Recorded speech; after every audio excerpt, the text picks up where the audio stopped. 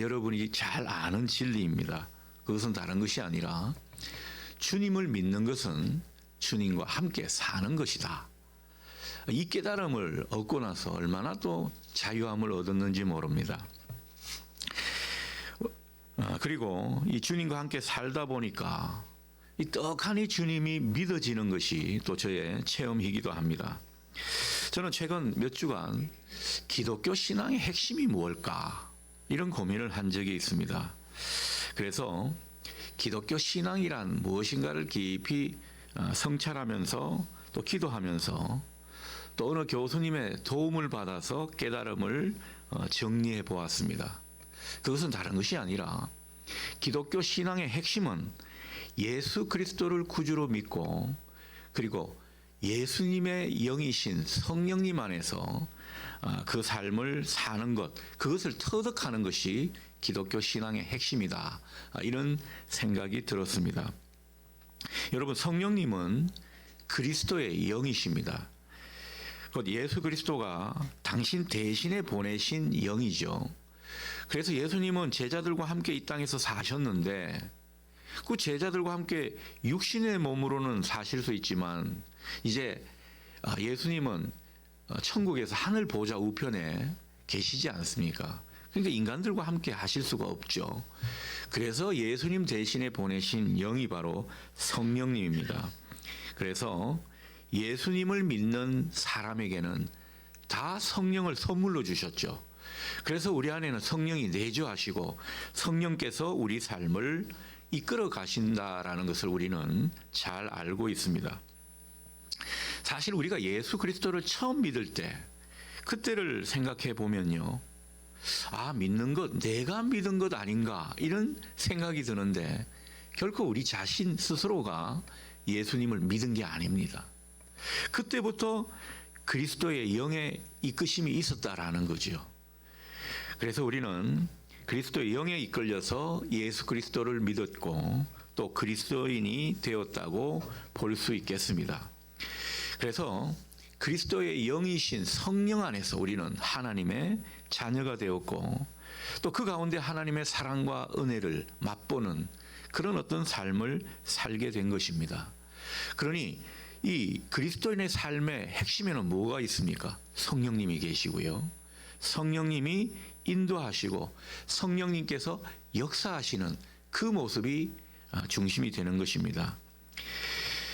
그러니까 그리스도의 삶은 성령께 이끌려가는 삶이다. 그렇게 말해도 과언이 아닐 것입니다. 우리는 성령에 이끌려서 성령 안에서 살아가는 사람들입니다. 자, 그러니 우리가 매일의 삶 속에서 성령님의 인도하심을 받는 것, 이게 얼마나 중요하고 또 그게 얼마나 우리 삶의 핵심이 되어야 하는가, 이런 것들을 우리가 생각해 볼 수가 있겠습니다. 여러분, 우리가 새벽 기도를 하고 매일 말씀을 읽고 묵상하고 또 매일 아침 주님께 나아가고 그렇게 기도하면서 하루를 시작하는 그 까닭이 무엇입니까? 그게 다 성령의 인도하심을 받기 위함인 것입니다. 우리도 모르게 그런 어떤 성령의 인도하심을 요청하는 것이 되고 그 가운데 성령께서 우리 삶을 이끌어 가시는 거죠. 날마다 성령이 이끄시는 삶을 체험하시는 여러분 되실 수 있기를 바랍니다. 오늘 본문 에베소서 2장은 이것을 너무도 분명히 보여줍니다. 오늘 본문 18절을 보십시오. 우리가 성령 안에서 하나님께 나아간다. 그렇게 말씀하죠. 22절도 보십시오. 성령 안에서 하나님이 거하실 처소가 되어간다. 그렇게 말씀하고 있죠. 그리스도인의 삶이 성령이 이끄시는 가운데 성령 안에서 살아가는 삶이라는 것을 우리가 똑똑히 확인할 수 있는 것입니다. 자, 그래서 오늘은 특별히 주어진 본문을 통해서 성령 안에서의 삶이 구체적으로 어떤 모습일까, 그것을 살펴보고자 하는 것입니다. 자, 첫째로 성령 안에서의 삶은 그때를 잊어버리지 않는 삶입니다. 오늘 12절을 보십시오. 바울이 에베소 성도들을 향해서 말하죠. 그리스도를 알지 못하던 그때에는 너희가 그리스도 밖에 있었고 하나님의 약속들에 대해서는 완전히 소외된 사람들이었다. 이 점을 일깨워 주고 있습니다. 그러니까 예전에는 하나님의 은혜와 축복에서 멀어져 있었던 사람이라는 거죠. 생명이 없던 사람들이었다라는 겁니다.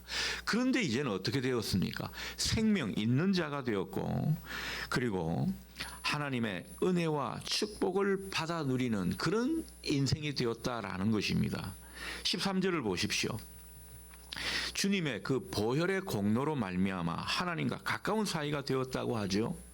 특별한 관계가 되었습니다. 예전에는 하나님과 무관한 인생이었는데 이제는 하나님과 유관한 인생일 뿐만 아니라 하나님과 아주 특별한 관계가 되었다라는 거죠. 여러분, 그 특별한 관계의 모습이 무엇입니까? 하나님의 자녀로 사는 거죠. 여러분, 때로는 하나님의 자녀로 살아가는 것이 문득 깨달아지고 이것이 깊이 느껴질 때는요, 얼마나 마음이 풍부해지는지 모릅니다. 아니, 내가 하나님의 자녀인데 말이야. 그런 어떤 배짱이 생긴다라는 거죠. 직장 생활할 때 뭐 상사가 때로는 뭐 괴롭힐 수도 있고, 거래처에서 막 마음을 힘들게 할 수도 있고, 우리가 살다 보면 여러 가지 자존감이 낮아질 때가 있지 않습니까? 그때 여러분 떠올리십시오. 우리가 정말 하나님의 자녀가 되었다. 우리는 그런 인생이 되었다라는 거죠. 자, 그런데 지금은 내가 그런 하나님의 자녀가 되고 특별한 관계 속에 살아가지만은, 그러나 그때는 하나님과 무관한 인생이었고 하나님의 은혜 밖에 있었던 사람들이다. 나는 아무것도 아니었다. 나는 죽을 운명이었다. 그런 것들을 우리는 잊지 말아야 한다는 것입니다. 자, 그래서 성령 안에서 사는 삶은요, 쉽게 말해서 개구리 올챙이 시절을 잊어버리지 않는 그런 모습에서 출발하는 것입니다. 여러분, 우리는 좀 은혜를 받고 또 축복을 받아 누리게 되면 자꾸 예전을 잊어버려요. 처음부터 나는 지금의 사람인 것처럼 생각할 때가 많습니다. 올챙이 시절을 잊어버리는 그런 모습이죠. 예전에는 그렇게 어렵게 살고 부족했던 그런 시절을 생각하지를 않는 것입니다. 그새 좀 살만하다고 교만하게 굴고 또 경거망동하고 초심을 잃어버리는 그런 경우가 허다합니다. 여러분, 최근에 정치권이 아주 시끄럽죠. 아주 소란스럽습니다. 나라가 혼란스러워서 많이 걱정이 됩니다. 그 걱정의 주체가 대통령이고 또 대통령 영부인이라는 사실이 너무나 안타깝고 마음이 아픕니다. 여러분, 대통령이든 집권 여당이든 다 초심을 잃은 모습 우리가 보지 않습니까? 개구리 올챙이 시절을 까맣게 잊은 그런 사람들 같습니다. 여러분, 사람은요, 예전에 어렵고 힘든 시절, 자기가 부족하고 연약하던 그때를 잊지 않아야 정말 사람다움을 유지할 수 있다 믿습니다. 신앙도 그렇습니다. 우리가 은혜의 사람이 되었으면, 하나님께서 참 은혜를 많이 주시는 그런 체험이 우리 가운데 있으면, 은혜 없던 시절, 그렇게 어렵고 힘들어서 하나님께 매달리던 그 시절을 잊지 말아야 한다라는 거죠. 내가 하나님의 사랑받는 자녀가 되었으면 그 사랑을 모르고 방황하던 어둠의 자식처럼 살던 그때를 우리는 기억해야 합니다. 내가 누구였던가? 그런데 이제는 이렇게 하나님의 복된 자녀가 되었구나. 우리는 이 비교 체험을 통해서 오늘의 우리가 얼마나 은혜스러운 삶을 살고 있는지를 또렷이 느껴야 한다라는 거죠. 하나님께서 축복을 많이 주셨으면 그 축복을 기대하며 엎드렸던 그때를 생각해야 한다라는 거죠. 사람들이 그때를 모르니까요, 신앙이 바로 서지를 않고 성령 안에서 참 기쁨과 평안을 누리지 못하는 것입니다. 여러분, 우리가 성령 안에서 사는 삶은 은혜를 잊지 않는 겸손함을 갖는 모습이고요, 은혜를 발견하면서 감사로 나아가는 그 모습이라는 사실을 기억할 수 있기를 바랍니다. 자, 그런데 오늘 본문을 보게 되면 이 바울이 왜 이렇게 에베소 교인들에게 그때를 잊지 마십시오. 초심으로 돌아가십시오.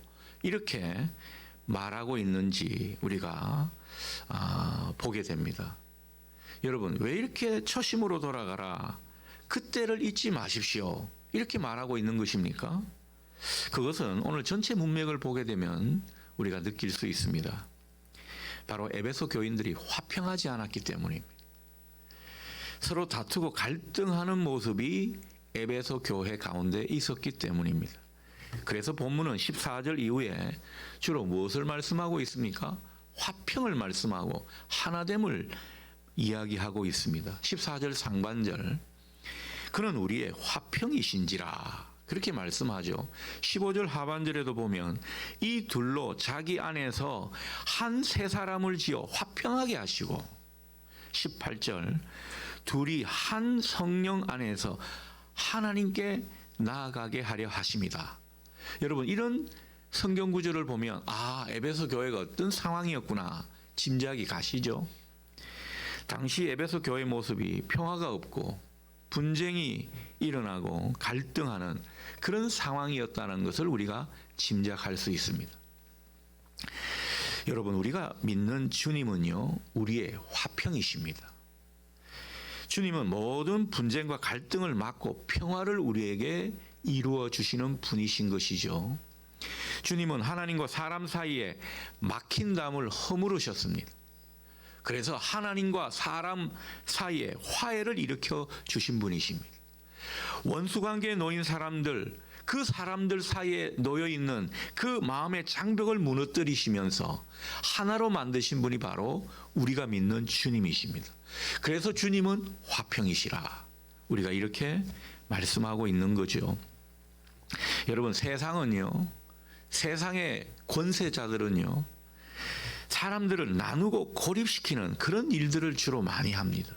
여러분, 정치 권력자들 보십시오. 얼마나 이렇게 마음을 나누게 합니까? 그러나 우리 주님은 그렇지가 않습니다. 우리가 주님 안에서, 주님을 믿고 주님 안에서 살아가는 사람들은 주님께서 자꾸만 하나 되게 하시고 연결시켜 주시는 이런 은혜를 주신다 믿습니다. 그래서 주님은 때로는 원수 같고 물과 기름 같은 그런 사람들을 하나로 만들어 주시는 역사를 하신다라는 거죠. 어떻게 하나로 만드십니까? 오늘 15절은 이에 대해서 이렇게 말씀합니다. 이 둘은 뭔가 좀 마음이 나눠져 있고 갈등하는 그런 주체가 되겠죠. 그런 둘 사이를 자기 안에서 한 세 사람을 지어 화평하게 하신다, 그렇게 말씀하십니다. 주님 안에서 화평하게 하신다라는 거죠. 그리고 13절에도 보면 예수 안에서 가까워졌다, 화목해졌다, 이런 말씀을 하고 있습니다. 그러니까 주님 안에서는 모든 피조물이 새롭게 된다라는 거죠. 우리가 주님 안에 녹아지게 되면 새 사람이 될 수 있다라는 거고, 또 새 사람이 되어야 한다라는 것입니다. 그래야 화평하게 되고, 그래야 평화를 이루며 하나가 될 수 있다 말씀하고 있는 것입니다. 자, 그래서 성령 안에서의 삶의 두 번째는 무엇입니까? 새로운 피조물이 되어서 화평을 이루는 삶이 되겠습니다. 이게 성령 안에서 우리가 사는 삶의 모습이라는 거죠. 여러분, 우리는 갈등과 그리고 대치하고 대립하고 그리고 서로 남남처럼 이렇게 따로 떨어져 살고 이런 것들을 내버려 두는 사람들이 아닙니다. 갈등이 있으면 갈등을 봉합해야 되고, 서로가 사이가 멀어졌으면 가까워지려고 애를 써야 되고, 그 가운데 성령의 역사를 보는 것이 바로 우리 믿는 사람들이라는 거죠. 그래서 우리는 이 성령 안에서 새 사람이 되는 모습이 이 일의 핵심이라는 것을 우리가 보게 됩니다. 여러분, 그렇잖아요.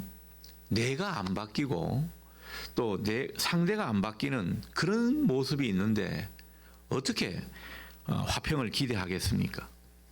여러분, 우리가 우리의 힘과 의지로는요, 화평을 이룰 수가 없습니다. 원수된 관계를 어떻게 해볼 도리가 없다라는 거죠. 평화를 이룰 수 있는 그런 인생들이 아닙니다. 자, 이렇게 본다면 여러분, 우리가 평소에 뭐 부부 싸움이든 뭐 주위 사람들과 갈등을 하고 있든 이 관계가 안 좋은 분들 어떻게 해야 합니까? 여러분, 어떻게 해야 되죠? 그것을 그대로 방치하면 안 됩니다. 일단은 우리 존재가 달라지는데 힘을 써야 합니다. 오늘 성령 안에서 새 사람이 되는 그 모습을 통해서 우리는 화평의 사람이 된다라는 이 사실을 깊이 생각해야 한다라는 거죠. 그래서 먼저 우리가 새 사람이 되기를 소원하십시오. 우리는 성령 안에서 자꾸만 새로운 피조물이 되어가는 인생들입니다.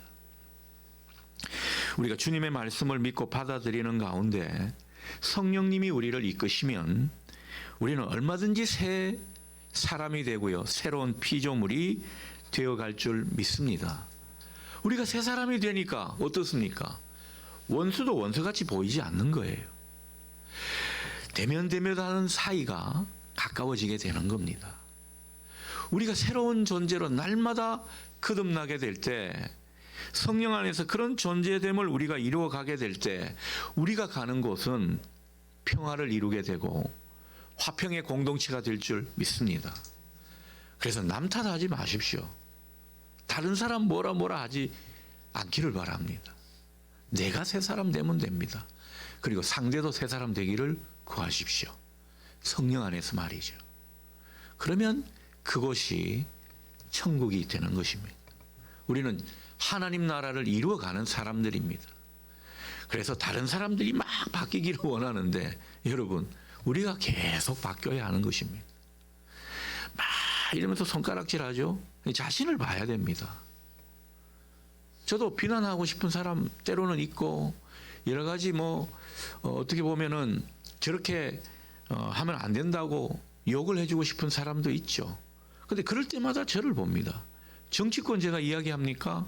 정치 이야기하는 게 아니에요. 우리를 보자는 거예요. 초심을 잊은 그런 사람들 보면서 우리가 초심을 잃지 말자는 것이고, 우리가 주님 안에서 새 사람이 되는 것이 중요하다는 그 말을 지금 여러분과 나누고 있는 것입니다. 우리가 성령 안에서 새로운 피조물, 새 사람이 되어 가게 되면 결국에는 원수도 죄인도 다 친구로 변하게 될 줄 믿습니다. 자, 16절을 보면, 그리고 주님의 십자가가 우리를 하나 되게 만들고 평화를 이루게 한다, 그렇게 말씀하고 있죠. 이게 무슨 소리입니까?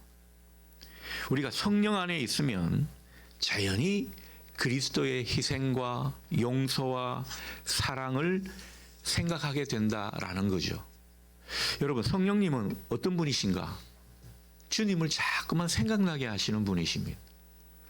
우리가 성령 안에서 살아가는 것은요, 주님을 계속 생각하게 되고, 특별히 십자가의 주님을 계속 생각나게 되는 그런 모습이 우리에게 있는 것입니다. 그렇게 십자가의 주님을 생각하게 되면 어떻습니까? 주님을 깊이 바라보면 어떻습니까? 우리 안에 능력이 생깁니다. 어떤 능력요? 원수된 것을 소멸시키고 다른 사람, 진짜 끌어안고 싶지 않은 사람을 끌어안게 하는 능력이 우리 가운데 생기게 되는 것입니다. 그 가운데 우리는 화평을 이루게 되는 것이죠. 화평을 이루는 모습이 다 이런 과정 가운데 있다라는 거죠. 여러분, 화평은 그냥 떨어지는 선물이 아닙니다. 우리가 새 사람 되어서 자꾸만 십자가의 주님을 생각하는 가운데, 그 가운데 우리는 우리 안에 평화의 능력, 다른 사람을 끌어안을 수 있는 이런 힘이 생겨서 결국은 평화를 이루게 되는 것입니다. 그러니 우리가 성령 안에서 살아가게 되면 점점 주님께 화평의 길을 묻게 되고요, 평화를 이루도록 기도하게 되어 있습니다. 그런 모습으로 주님을 의지하게 된다라는 거죠. 평화의 주님은 우리가 평화를 구할 때 소리 없이 우리에게 다가오실 줄 믿습니다. 우리가 화평의 길을 물을 때 주님은 화평의 관계를 열어주시는 것입니다. 이게 주님의 역사라는 거죠. 여러분에게 이 주님의 역사가 있기를 소원합니다. 자, 마지막 셋째로 성령 안에서의 삶은 하나님의 처소로 함께 지어져가는 그런 삶이라고 성경은 전해주고 있습니다. 21절을 볼까요? 성령 안에서 서로 연결되어 성전이 되어 간다. 그렇게 말씀하죠. 22절에도 보면 하나님이 거하실 처소, 곧 하나님의 집, 하나님의 성전이 되기 위해서 성령 안에서 함께 지어져 간다. 그 말씀을 우리에게 하고 있습니다. 여러분, 성령 안에서 살아가는 우리는 자꾸만 하나님이 머무실 만한 그런 하나님의 처소가 되어야 합니다. 그런 공동체를 이루어 가야 한다라는 거지요. 여러분, 우리가 신앙함이 여기에 초점을 맞출 필요가 있습니다. 이런 존재의 변화가 우리에게 얼마나 복이 되는지 모릅니다. 하나님이 늘 머무실 만한 그런 처소 삼아 달라고 우리가 때로는 노래도 하지 않습니까? 그게 무슨 노래인지 제가 기억이 잘 안 나는데, 우리 안에 처소를 삼아 주십시오. 여러분, 우리 안에도 그렇고 우리 교회 공동체 속에도 그렇고 하나님의 처소가 되기 위해서 함께 지어져 가는 그런 공동체임을, 그런 우리의 모습임을 여러분 기억하실 수 있기를 바랍니다. 우리가 살아가는 가운데 주님이 늘 우리 마음 가운데 임재하시면 얼마나 우리가 풍성한 삶을 살겠습니까? 여러분, 우리 교회 가운데 주님이 강력하게 임재하시고 우리를 붙들어 주시고 함께 하시면 여러분, 그 교회가 영광스러운 교회요, 하나님의 나라가 이루어지는 교회 아니겠습니까? 하나님은 그런 교회를 꿈꾸라는 것입니다. 그런 우리 자신이 되도록 기도하라는 거죠. 우리가 성령님을 의지하고 성령님의 인도하심을 받을 때 우리는 점점 하나님의 처소가 되어갈 줄 믿습니다. 서로가 연결되고 각 건물이 예수 그리스도가 모퉁이 돌이 되어서 연결되면서 함께 지어져 간다는 이 진리의 말씀을 여러분 생각하시면서 언제나 성령 안에서 하나님이 거하시기에 합당한 그런 전이 되게 해 주십시오. 소원하시는 저와 여러분 되실 수 있기를 바랍니다. 그래서 성령 안에서의 삶이 얼마나 중요한지 모릅니다. 성령이 이끄시는 삶을 날마다 우리가 경험하고 누리는 것이 얼마나 중요한지 모른다라는 거죠. 저는 오늘 말씀을 묵상하면서 새삼 교회의 중요성을 깨닫게 되었습니다. 주님은 우리 한 사람 한 사람이 성령의 인도하심으로 말미암아 교회 안에서 서로 연합하고 연결되어 하나님이 임하시는 처소가 되도록 한다라는 그 말씀을 깊이 묵상하게 되니까요. 아, 교회 공동체가 그렇게 중요한 것이구나. 왜 신앙이 혼자가 아니라는 사실을 우리에게 일깨워 주시는가. 비로소 더욱더 깨닫게 되는 것입니다. 여러분, 신앙은요, 기독교 신앙은 공동체적인 신앙입니다. 함께 지어져 가는 신앙인 것이죠. 함께 예배를 드리고 함께 기도하고 함께 하나님 나라를 만들어 가는 것입니다. 우리가 코로나를 지나면서 함께 지어져 간다는 생각을 때로는 많이 잃어버린 듯 보입니다. 여러분, 모이는데 힘쓰게 한다는 것은 우리를 힘들게 하는 것이 아닙니다. 하나님이 강력히 임하실 처소를 만들어 가기 위함입니다.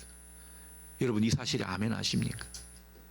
우리 교회가 그런 하나님의 임재가 가득한 교회가 되기 위해서는 함께 성령 안에서 지어져 가야 하는 것이죠. 그래서 우리는 구역으로 모입니다. 그래서 우리는 소그룹 모임으로 또 함께 공부합니다. 우리가 그런 가운데 연합하는 것을 배우고 서로 성령 안에서 연결되는 것을 경험하고 그 가운데 우리는 함께 성장하는 줄 믿으시기 바랍니다. 공동체가 그렇게 중요한 것입니다. 여러분, 마젤 공동체가 시원찮아 보이십니까? 아무런 힘도 없는 것 같아요? 그렇지가 않습니다.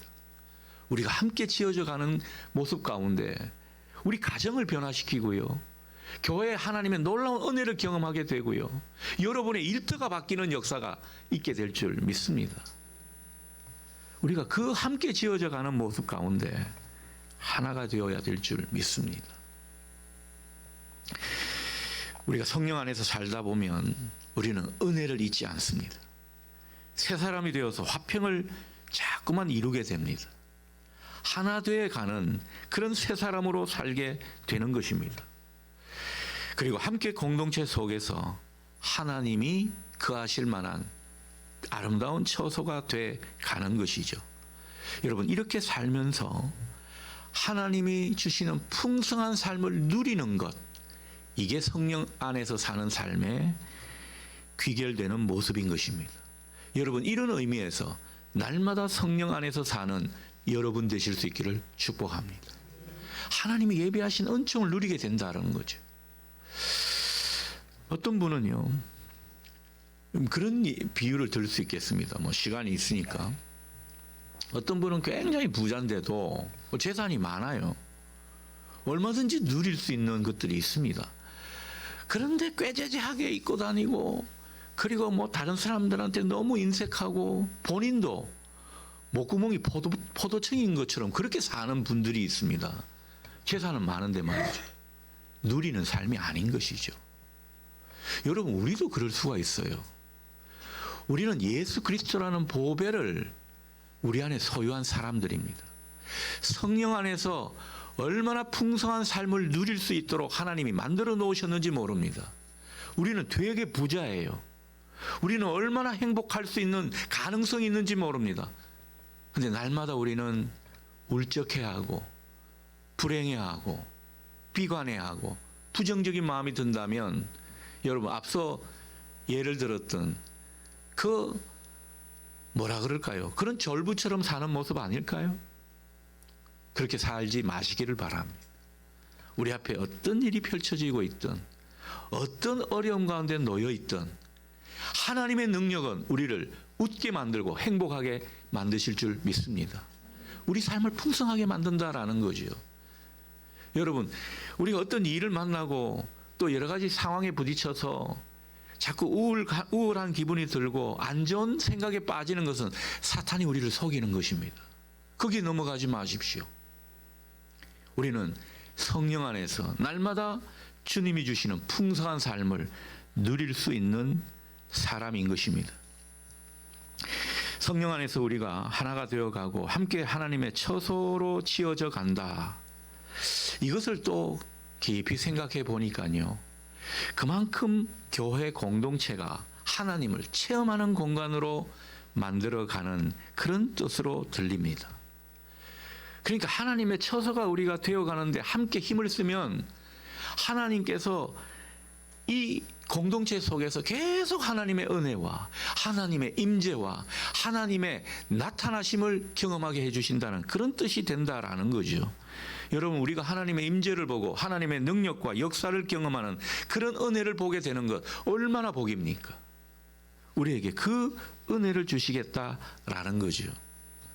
여러분, 어떤 분은 하나님을 가리켜서 천주교에서는 하나님을 하느님이라 그러지 않아요? 근데 어떤 분은 그것을 약간 좀 빗대어서 하나님을 가리켜 하느님이라고 부르더라고요. 하느님. 뭘 하는가? 여러분, 하나님은요, 우리를 위해서 뭔가 역사하시고 축복하시는 분이십니다. 하나님은 가만 계시는 분이 아니십니다. 하나님은 끊임없이 우리를 도우시고 우리와 함께 하시는 가운데 은혜를 주시는 분이시라는 거죠. 여러분, 하나님은 하시는 분이심을 기억할 수 있기를 바랍니다. 그래서 성령 안에서의 삶의 핵심은 교회 공동체가 더욱 하나님이 거하실 만한 처소가 되도록 서로가 연결되고 하나 되는 데 있고, 그 가운데 하나님의 역사와 축복을 더욱더 경험해가는 그것이 바로 진정한 교회인 것입니다. 여러분, 이 교회를 함께 만들어 가십시다. 함께 지어져 가십시다. 성령 안에서 말이죠.